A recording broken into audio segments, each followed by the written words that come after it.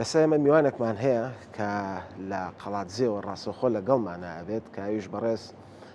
سەرهەد شێخەیە کە خوێندکاری دکتۆرای جیۆپۆلۆتیکە لە ناوچەکەیە. کاک سەرهەد سڵاوت لێبێت بانیت باش. گوێت لە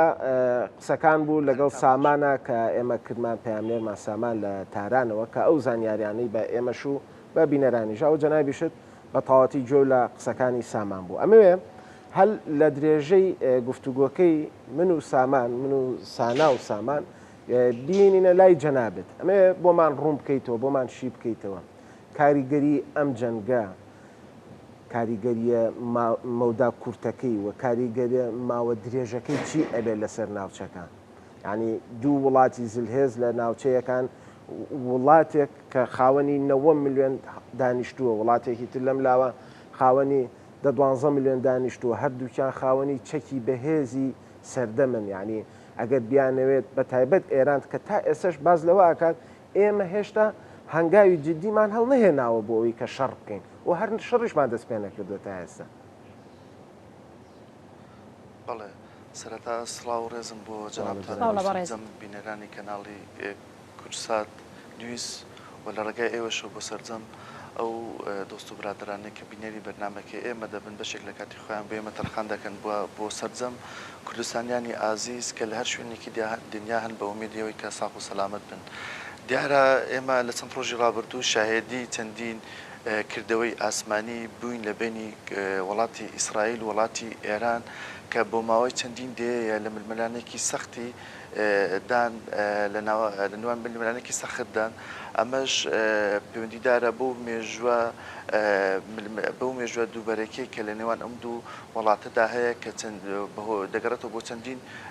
هۆکار کە گرنگترینیان پەیوەندیدارە بە هۆکاری ئاینی و مەذهبی کە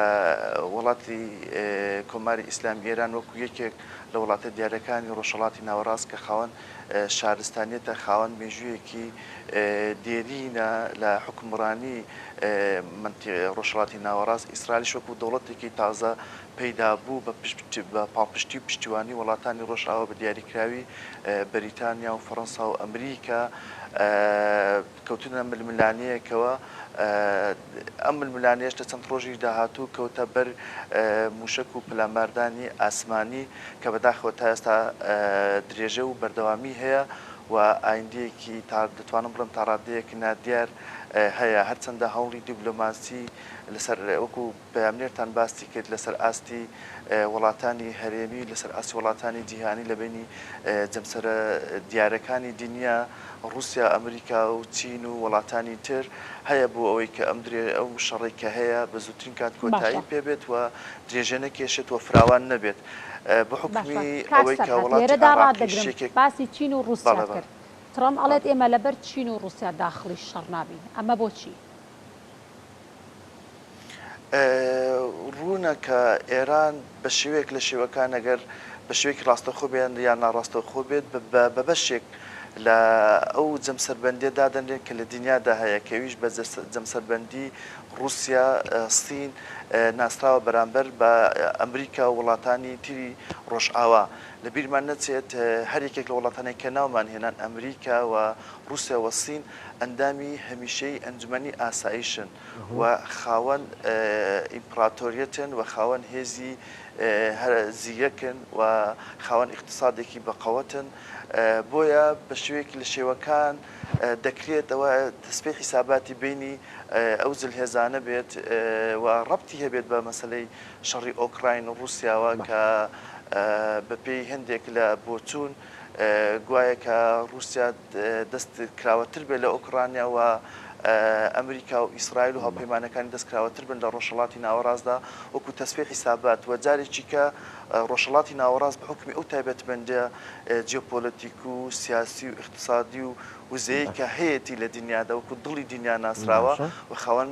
دەتوانم بڵێم سێ ئاینی سەرەکیە کە ئاینی ئیسلام و ئاینی مەسیحی و ئاینی جوولەکەیە و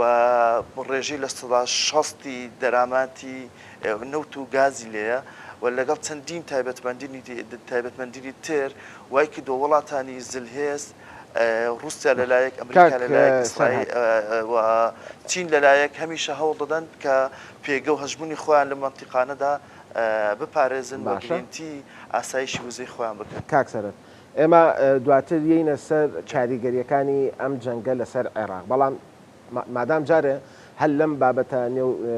نێودەوڵەتی و کاریگەریە نێودەوڵەتیەکانە قساکەین با یەک دوو پرسیارمان هەیە وە بکەین اونجا بینە سەر کاریگەریەکانی لەسەر عێراقە لە جەنگی ئەمریکا کاتی خۆی 2023 کە کردیە سەر عێراق لە نەتەوەیە گرتووەکانە رووسیا و چین ڤیتۆیان بەکارهێنا و دژی هێرشکردنە سەر عێراق بوون. لە ئێستا ئەگەر بابەتی بەشداریکردنی ئەمریکا بچێتە ناو نەتەوەیە گرتووەکانەوە رووسیا و چین ئەتوانن ڤیتۆ بەکاربێنن و ئەگەر ڤیتۆ بەکاربێنن ئایا یعنی ئەمە چۆنەڵی پێشبینیەکە ئەگەر بکرێت ئەمریکا ئەتوانێت بەشداری ئەم شەڕە بکە و ئەم شەڕک فراوانتر و گەورەتر نابێت؟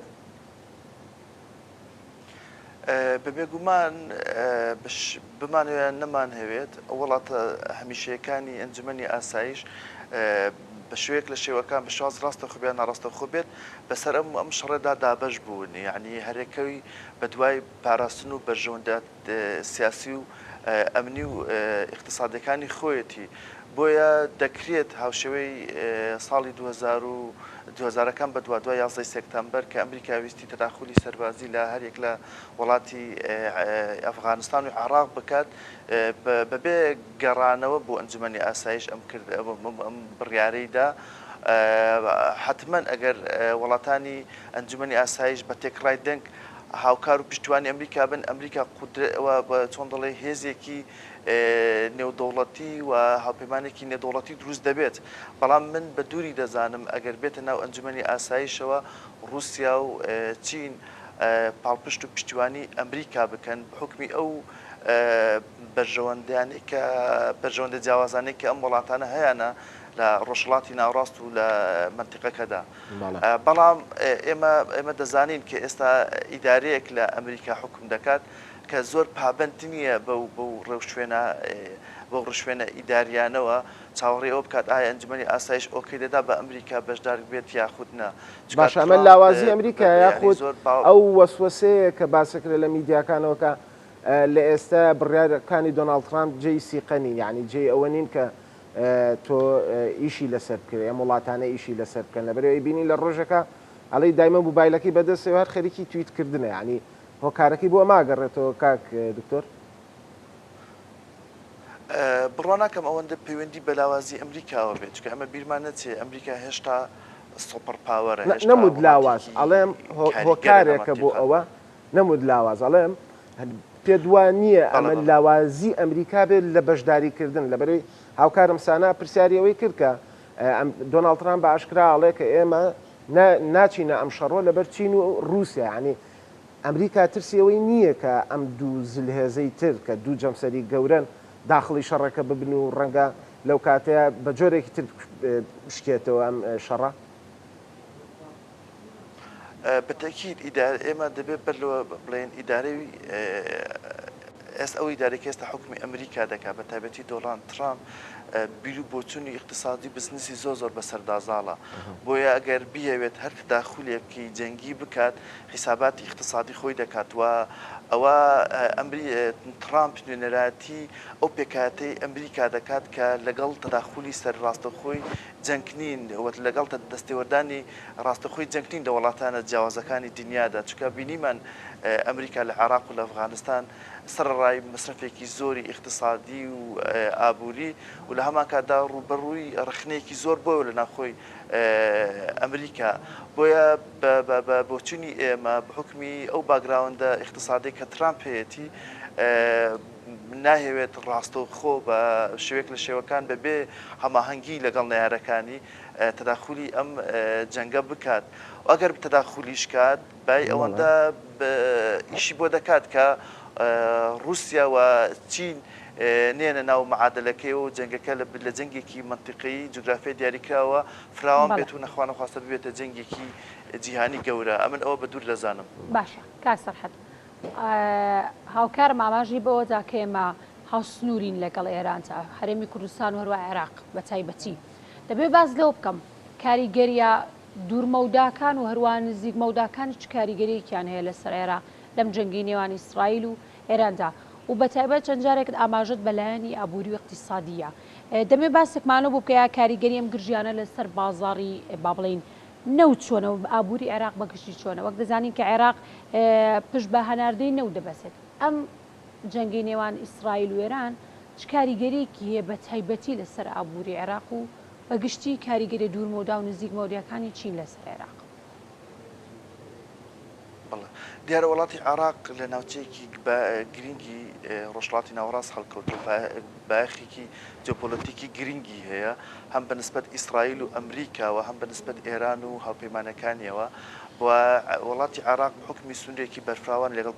کۆماری ئیسلامی ئێران و بحکمی مێژوویەکی دوور و درێژی لە پەیوەندی سیاسی و ئەمنی و اقتصادی و تەنانەت فەرهەنگی و ئاینی و مەذهەبی وای کردووە کە بە دەر نەبێت لە کاریگەریەکانی ئەم جەنگەیە کە لە بینی ئێران و ئیسرائیلدا هەیە چونکە چەندین مەرزی نێودەوڵەتی لە بینی کشوەری بڵێن وڵاتی عراق و وڵاتی ئێراندا هەیە و سادراتێکی زۆری کاڵا و گەشتیار و خوێندن و لایانی پزیشکی ئەوانە لە بینی عراق و ئێراندا هەیە کە ساڵانە زیاترە لە بۆ 12 میلیارد دلار هەموو ئەوانە وای کردووە کە هاوپەیمانێکی سەرەکی ئێرانە لە مەنتیقەکەدا عێراق و عێراق دوو جۆر لە هاوپەیمانەتی هەیە لایەک لەگەڵ ئەمریکا و لەلایەکیش لەگەڵ ئێران وەگەڵ لەگەڵ ئەمریکا ڕێکەوتنامەیەکی ستراتیجی هەیە و لەگەڵ ئێرانیش بە هەمان شێوە ڕێکەوتنامەیەکی ئەمنی اقتصادی هەیە بۆیە بە شوێک لە شێوەکان بەتەکید وڵاتی عراق بە حکمی ئەو پێکاتە مەذهبی و ئاینی و ئایدۆلۆژیای کە هەیەی بە دەرنابێت لە لێکەوتە ڕاستەخۆ ناڕاستەخۆکانی ئەو گرژە و ئاڵۆزانەی کە لە بینی ئێران و ئیسرائیلدا هەیە ئەگەر بابەتەکە بەڵێ ویستم پرسیاری ئەو لێ بکەم کەواتە چۆن حکومەتی عێراق ترکەینەوە فەرموو ببوورە کەواتە حکوومەتی عێراق چۆن دەتوانێت پەیوەندی لەگەڵ هاوپەیمانان نەپشڕێنێت و لە هەمان کاتیشدا پەیوەندی لەگەڵ ئێراندا بێت و بەدوور بێ لەم گرژی و ئاڵۆزیانەش من هەر لەو کەناڵی جنابتانەوە لە چەندین بەرنامەی تر کە بەشداریم کردو تەکیدم لەسەر ئەوە کردوتەوە دوای ئەو گۆڕانکارانەی کە لە ڕۆژهەڵاتی ناوەڕاستدا ڕوویداوە بە دیاریکراوی لە دوای حوتی ئۆکتۆبەری ساڵی 2023 کە ئۆپراسیۆنێکی فراوان لەلایەن گروپی حەماسە و کرایە سەر ئیسرائیل و منتیقەکە کەوتە جەنگ و شەڕەوە کە تا ئێستا بەداخەوە ئیدامەی هەیە زۆر تەکیدم لەوە کردەوە کە پێویستە حکوومەتی عێراق و حکوومەتی هەرێمی کوردستان هاوسەنگی هێز بپارێزێت لە بینی ئەمریکا و هاوپەیمانەکانی لەوە بینی ئێران و هاوپەیمانەکانی و باشترین بژاردا بۆ ئەوەی کە بارودۆخی عێراق لەوەی کە هەیە خراپتر نەبێت و اقتصادەکەی دووچاری داڕمانێکی نادیار نەبێتەوە باشترە کە هاوسەنگی هێش بپارێزێ و نەبێت بە بەشێک لە شەڕ تەسەوڕ دەکەم کە تا ئێستا چەند ڕۆژێک کە شەڕ دەستی پێکردووە عێراق زۆر زیرەکانە ئەو ئیدارەی دەوڵەتی کە هەیە زۆر زیرەکانە توانیویانە پارچەنگی هێز لە بینی ئەو شەڕدا بپارێزن هەم دڵی ئێرانیان ڕاگرتووە هەم دڵی ئەمریکایان ڕاگرتووە ئومێدەوارم کەەوە درێژەی هەبێت ئەو جۆرە لە سیاسەتە و حەقەتێکی کەش هەیە کە بەڕاستی مەرجەعی باڵای شیعەکان و کەسە دیارەکانیان ئەزمونیان مادام هاتیتە سەر باسی مەرجەعی شیعەکان کە ئەمە خۆی گرنگی ئەم بابەتە پەیوەندی عێراق و ئێران لەم بابەتی شیعە مەذهەبەکە و ئەم مەرجەعایە 45 دقە لەمەوە پێش 45 دقە بۆ 50 دقە لەمەوە پێش عەلی خامنەی ڕێبەری باڵای شۆڕشی ئیسلامی ئێران بەیاننامەیەکی بڵاو کردوێتەوە ئەڵێ لەم ڕەوە جەنگ دەست پێ ئەکات یعنی تا ئێستا ئەمان ئێمە پێشتر لەگەڵ سامانی شارم پرسیارم لێ کرد ئەڵێ لەم ڕەوە جەنگ دەست پێەکە و ئەڵێ عەلی بە شمشێرەکەی زولفەقارە گەڕێتەوە یعنی ئەمە پێدوانی ئێران ئێوێ ئەم شەڕە بکە بە شەڕێکی مەسەبی بۆ ئەوەی ئەو وڵاتە شیعە مەسەبەکان یاخود ئەو هیلالی شیعی کە چەند ساڵێکە باسەکرێت تێوە بگلێن و بێنە ناو ئەم شەڕەوە کە ئەمە ڕەنگە لە ڕووی ئەگەر لەم ڕووە سێری بکەین عێراق زەرمەندی یەکەم ببێت لەبەرەوەی ئێستا دەسەڵاتیشی ئەگەرایە لە عێراقا بەتەکید بەبێگومان مەرجەعی باڵای شیعەکان عەلی خامنەی بە حکمی کە ڕابەرێکی بڵێن ڕابەری کۆماری ئیسلامی ئێرانەوە کەسی یەکەمە لە ئێراندا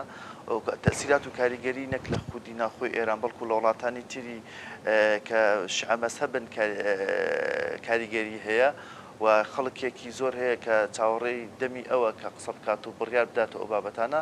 بەڵام بەڕاستی ئێران وەکو لایەنێکی شەڕەکە تا ئێستا زۆر زیرەکانە توانیوێتی هاوپەیمانەکانی بە دیاریکراوی عێراق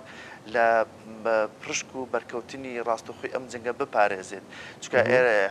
ئێران مەبەستێتی کە وەکو عێراق بحکمەوەی کە لە ماوەی چەند ساڵانی کە گەماوەی ئابووری لەسەر بووە عێراقی وەکو دەرگایەکی وەکو نەفەسێکی کراوە بینیوە بۆەوەی کە تا ڕادەیەک ئەو کاریگە گەمارە ئابوووریانێکە لەسەرەتی لایەن ئەمریکا هاوپەیمانەنەوە کەم کاتەوە بۆیە بە من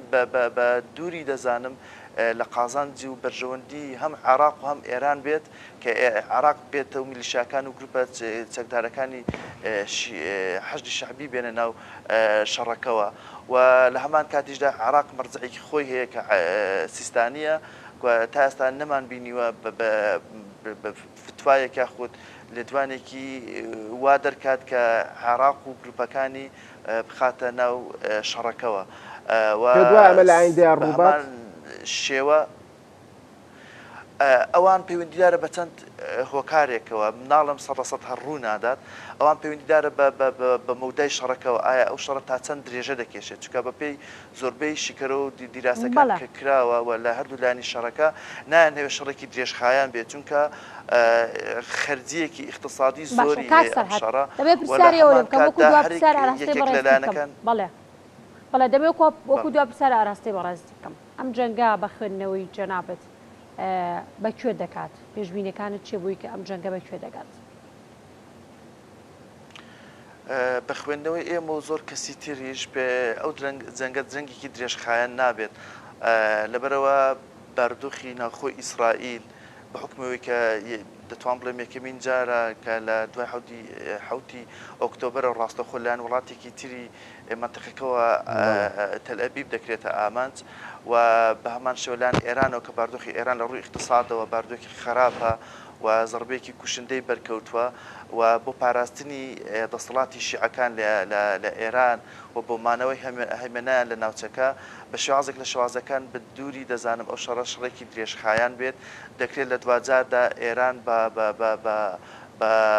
لێکتێگەشتنی لەگەڵ هاوپەیمانەکانی بە لێکتێگەشتنی لەگەڵ ئەمریکا کە لایەنێکی سەرەکی شەڕەکەیە دەکرێت بگەڕێنەوە سەرمێزی گفتوگۆ و بە شازێک لە شوازەکان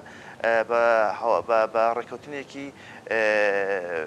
ئەمنی بگەن بە ڕێکوتنێکی بگەن لەسەر مەسلەی پیتاندنی یۆرانیوم و بەرنامە تۆمەکەی ئێران بۆیە بە خوێندنەوەی ئێمە نابێت ئەم شەڕە درێژە بکێشێت لەبەرەوە کاریگەریەکی زۆر خراپی لە منتەقەکەدا هەیە و ڕاستە عێراق ببورە ئەوم بیرت و ڕاستە عێراق بە شازێک لە شوازەکان ئەگەری هەیە بکەوێتە بەر لێشاوی خراپەکانی ئەم شەڕەوە بەڵام لە ڕووی اقتصادیشەوە بە حکومی کە سعری نەوت لە بازارەکاندا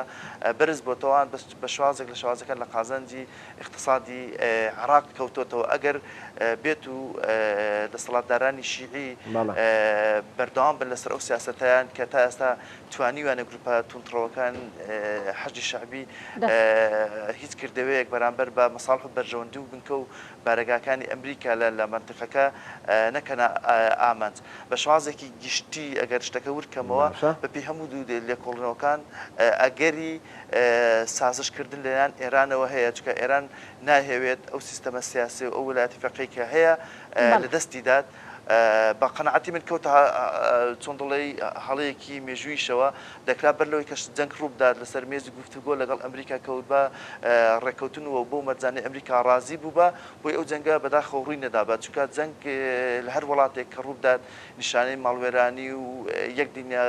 بۆ چەندی کێشە و میشکلی ژینگە و ئەوانە بەدوای خۆیدا دەهێت. سپاس بۆ سەرهەد شێخە خوێندکاری دکتۆرامە لێ سوارەڵەم دکتۆر سپاس کە ئەم بەیانیە لەگەڵمان نابووی دکتۆر دەستخۆش سپاس بۆ زانیاریەکانت.